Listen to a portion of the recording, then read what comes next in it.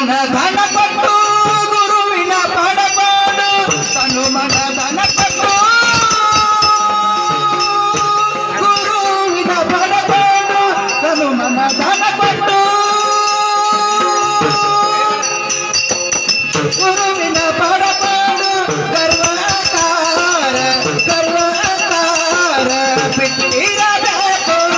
ಗರ್ವಕಾರ ಬಿಟ್ಟಿರಬೇಕು ನಿಮ್ಮೂರಿಗೆ ನಾವು ನಮ್ಮೂರಿಗೆ ನೀವು ಬರಬೇಕಾದರೆ ನಮ್ಮ